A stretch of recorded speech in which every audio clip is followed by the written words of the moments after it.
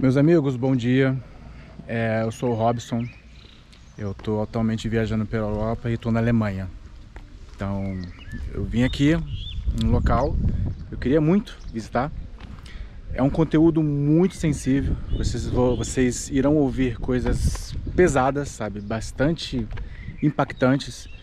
Então, se você não quer saber ou não quer ver, ou sei lá, cara, coisas que envolveram a Alemanha durante a Segunda Guerra e um pouco depois, no pós-guerra, não assista esse vídeo, porque é pesado.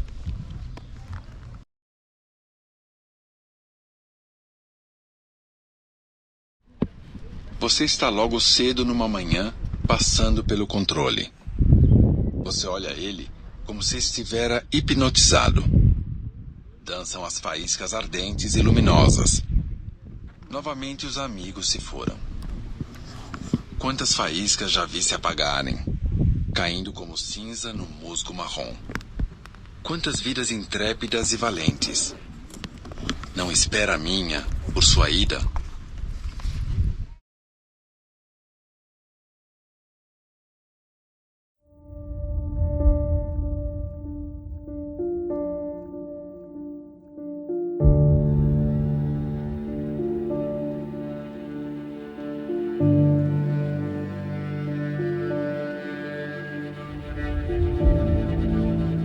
Isso que vocês estão vendo agora era um dos acampamentos militares, onde ficavam os Schutzstaffel, chamadas de SS, que era uma organização paramilitar ligada ao partido nazista. Ela era considerada a unidade de elite do partido. E esse aqui, meus amigos, era o escritório do comandante do campo, Heinrich Himmler, que também era líder das SS, que por sua vez controlava todos os campos de concentração. No decorrer da Segunda Guerra, a SS chegou a ter mais de 1 milhão de membros. A SS cresceu tanto, mas tanto, que ela absorveu a Gestapo, que era a polícia secreta nazista, o controlador dos policiais e os serviços de inteligência. E com isso, galera, para a SS manter todo esse autoritarismo, ela foi responsável pelo extermínio de grupos minoritários e pela repressão dos opositores. E com essa nova configuração, a SS sob o comando de Himmler passou a comandar em 1939 todos os campos de concentração e em 1941 os campos de extermínio. Himmler foi responsável pela criação desses ambientes que eram milhares de homens, mulheres e crianças. Esse local aqui mostra, acho que sejam túmulos, né? De pessoas que tentaram sabotar o ditador em julho de 44, 20 de julho de 44. Eu traduzi isso aqui, e isso aqui mostra quais foram as pessoas que tentaram sabotar o ditador na Segunda Guerra.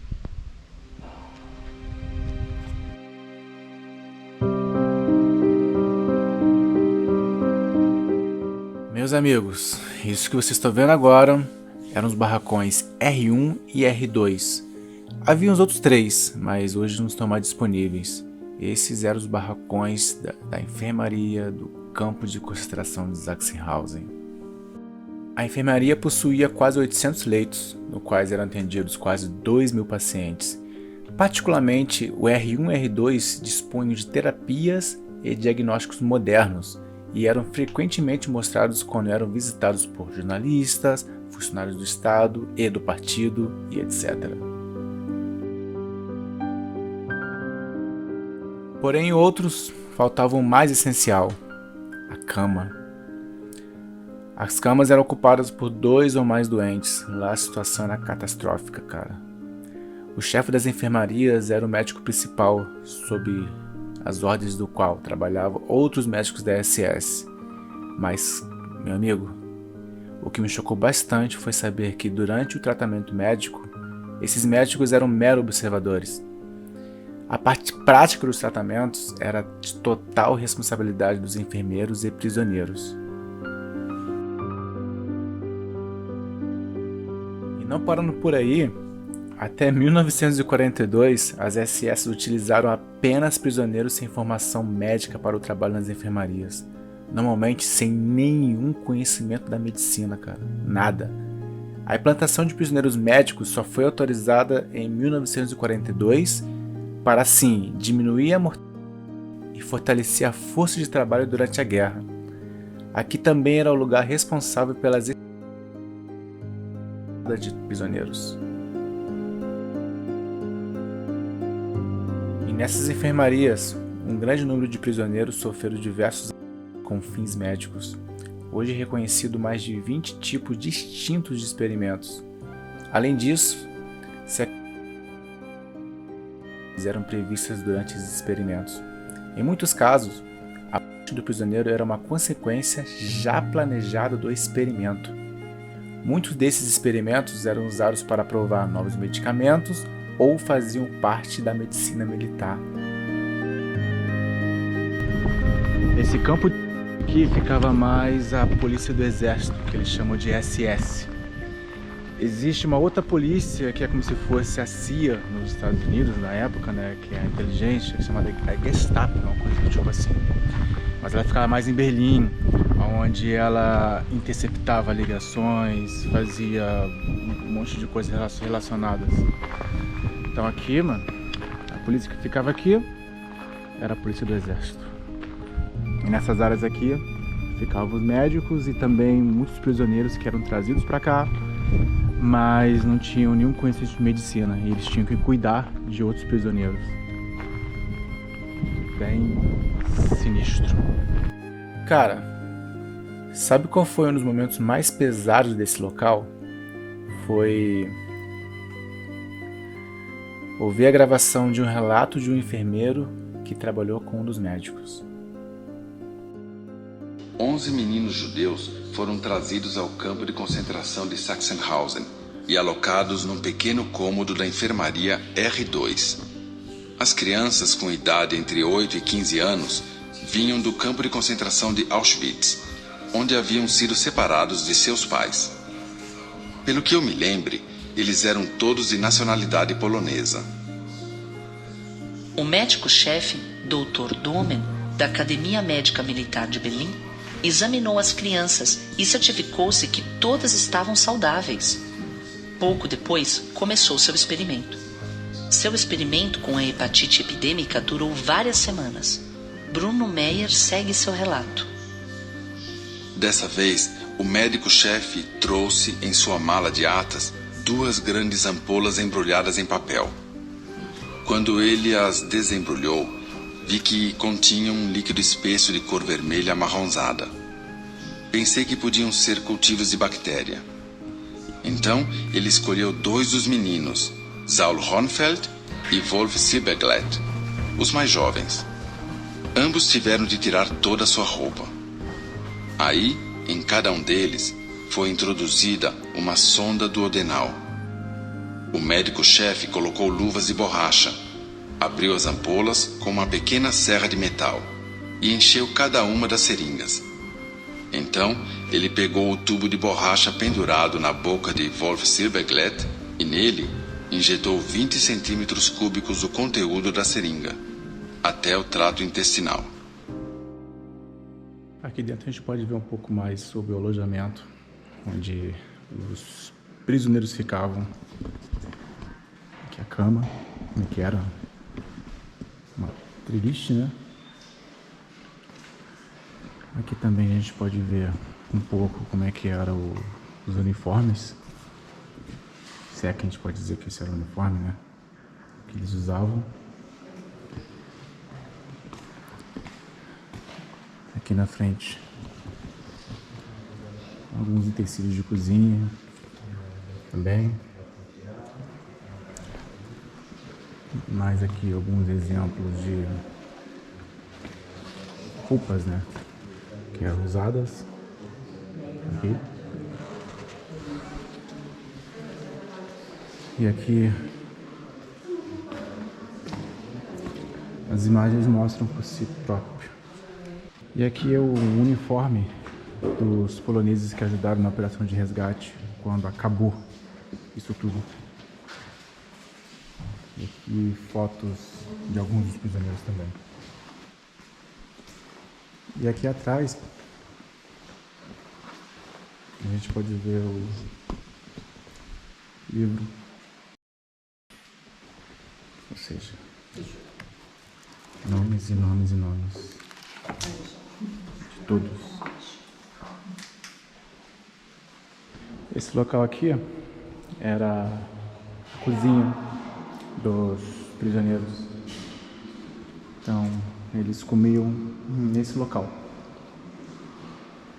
Milhares, milhares e milhares deles. Quando comiam, né? Aqui é onde eles lavavam as batatas que eles comiam. Aqui diversos desenhos na parede para representar.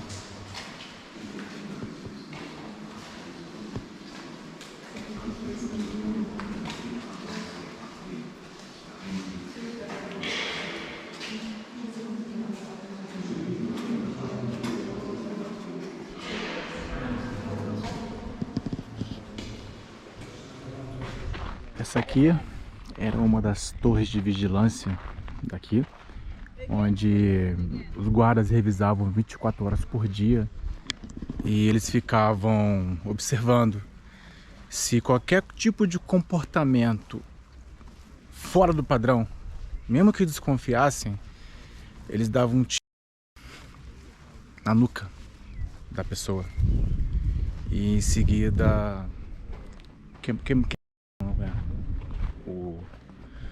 o corpo. E eles ficavam nessas torres aqui e lá embaixo. Ao redor do ano de 1940, as SS transformaram a antiga fossa de areia em uma fossa de fogo. Nela havia um entorno de madeira e um rebatedor de projéteis, além de um depósito de corpos e uma forca em que 4 pessoas poderiam ser enforcadas ao mesmo tempo. Nessa área aqui, cerca de 10.000 pessoas, prisioneiros de guerra soviéticos, foram assassinados em um curto espaço de apenas 10 semanas. Essa aqui era uma das salas de fuzilamento. Ali ficavam algumas câmeras de gás e ali os fornos. E ali onde eles atiravam na nuca das pessoas. Eles colocavam música alta aqui para justamente quem tá lá de fora do campo não ouvir, ok? Porque eles falavam que essas coisas causam confusão. E confusão as coisas saem do controle. Então é por isso que eles tentavam ser discretos e rápidos fazendo isso.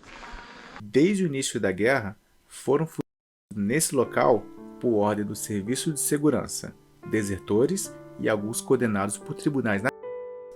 Aqui, por ordem de Himmler, foi fuzilado como a primeira vítima no dia 5 de setembro de 1939 o comunista Iron Hinnendesal, que havia se negado a executar trabalhos para a guerra.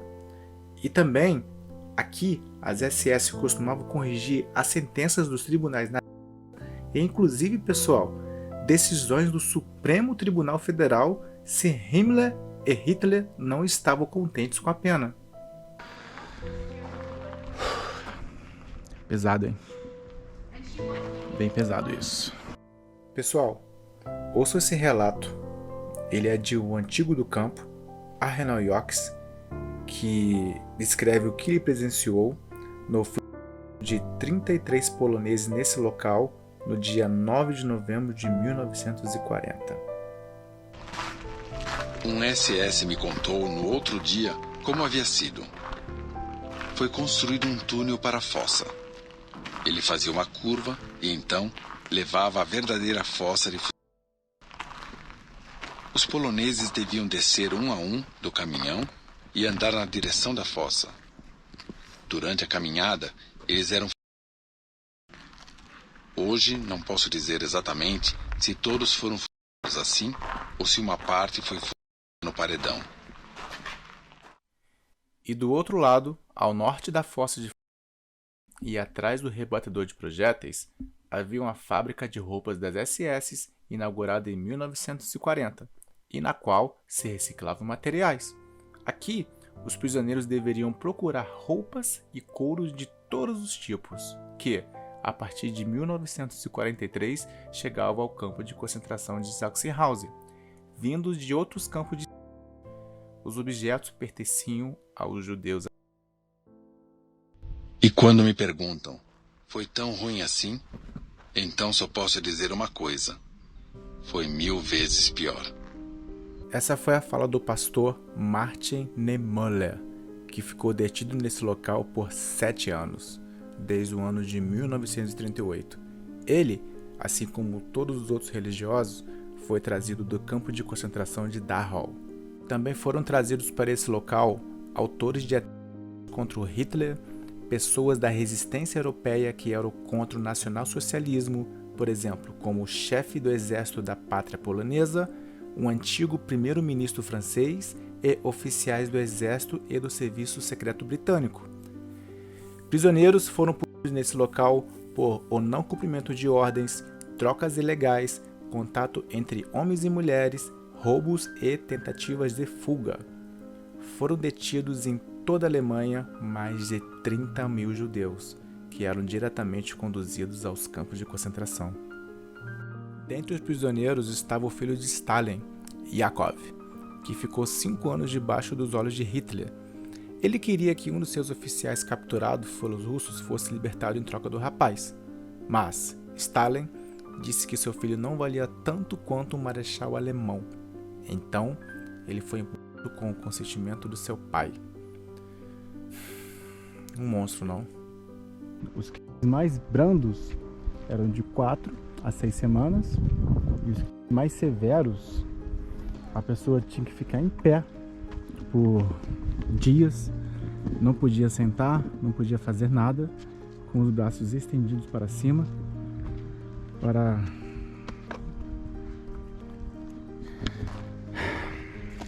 cumprir o seu castigo, né? E aqui era onde elas eram colocadas para outros tipos de tortura e coisas do tipo. Entre os anos de 1938 e 1942, foram presos sob condições particularmente ruins, em sua grande maioria, prisioneiros judeus. Durante e depois do fechamento de grandes campos na Polônia, próximo do final da guerra, as SS transportaram milhares de prisioneiros judeus na chamada Marchas da até o campo de concentração de Sachsenhausen. E eles ficavam nesses alojamentos aqui. As SS isolaram os campos pequenos com cercas farpadas e também foram designadas mulheres vindas de campos externos, dentre elas inúmeras jundias húngaras. Tá vendo esse lugar aqui? Então, era onde pelas manhãs os prisioneiros tinham de se lavar. Eram entre 8 e 10 pessoas em pé nessas duas bacias por onde saía uma água fria do meio, como uma fonte. Eles tinham apenas 30 minutos para levantar, pegar a ração, se lavar e ir para a fila de contagem. Esses banheiros também eram um local de terror. Os guardas das SS eram conhecidos por alojar os prisioneiros nas bacias para lavar os pés. Essa era a patologia, que fora construída em 1941 pelos próprios prisioneiros. Era o local em que os médicos das SS faziam as autópsias, em via de regra apenas quando havia interesse científico.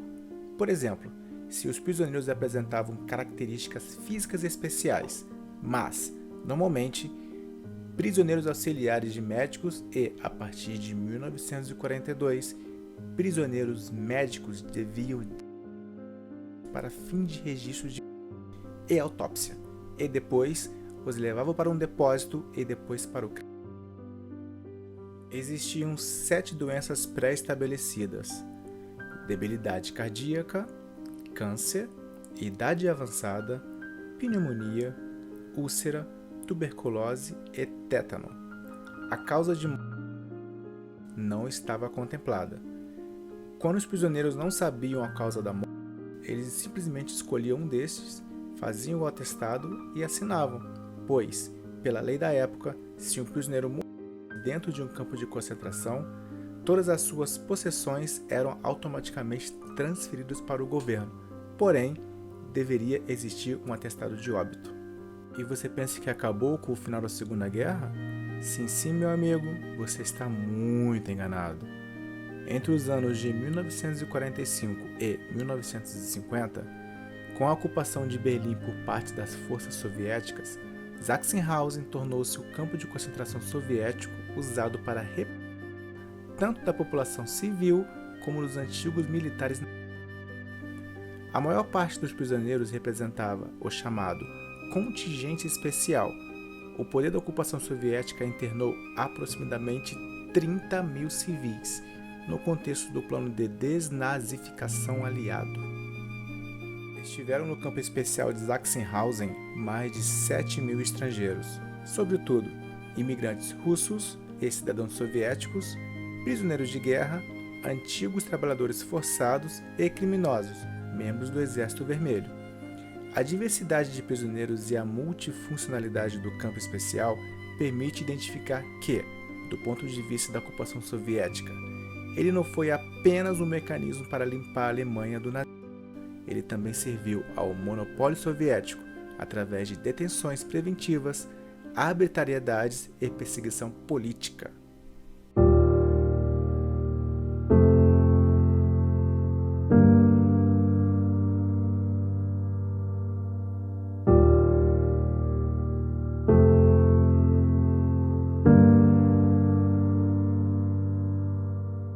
Para que nunca mais isso volte a acontecer, isso ainda vai durar muito tempo e pelas memórias dos mortos, isso ainda vai perpetuar. Vai durar muito tempo para que nunca mais isso volte a acontecer e espero eu que o medonho nunca mais aconteça.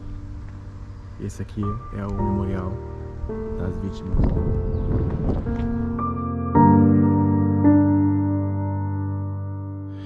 Eu trouxe comida que tá aqui. Trouxe inclusive um drone pra filmar o local, né?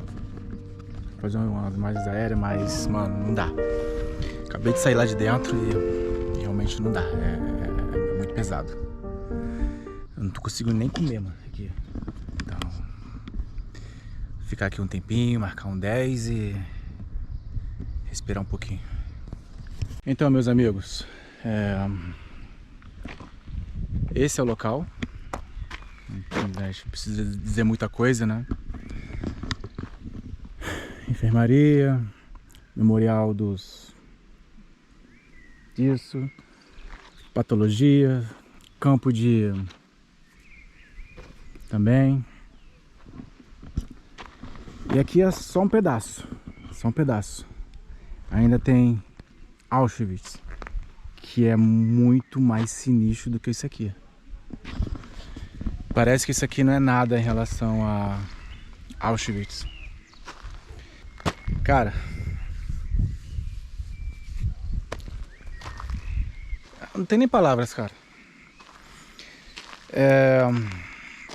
Esse é um tipo de vídeo pesado para muitas pessoas. Eu super entendo. Então, nada de gostou, porque, cara, não dá, mano. Não dá. Simplesmente não dá. Mas eu acho bem legal, sabe? Por parte da Alemanha manter esses locais aqui para realmente mostrar, sabe, o que aconteceu no passado. Que é uma coisa que eles se arrependem, sabe, do que aconteceu.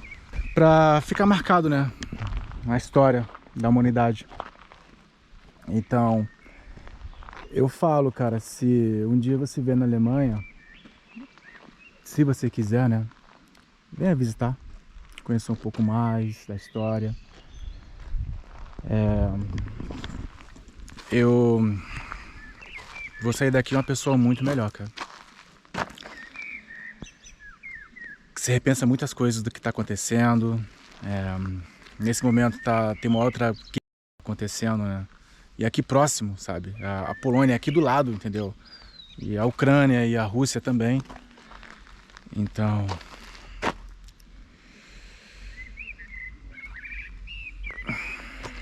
Não tem nem o que falar. Agora eu vou sair desse local, comer algo, voltar para Berlim e dissolver, né, tudo que aconteceu aqui. Beleza? Valeu, pessoal.